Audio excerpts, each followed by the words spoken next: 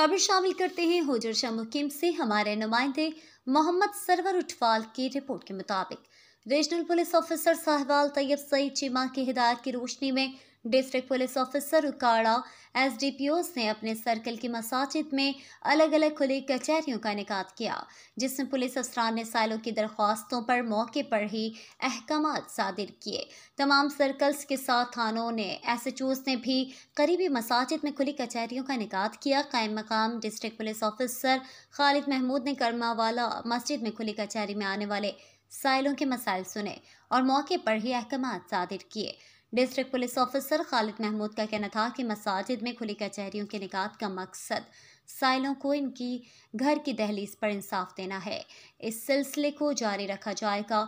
मज़ीद खबरों और अपडेट्स के लिए देखते रहिए N22 न्यूज़, हर खबर सच्चाई के साथ।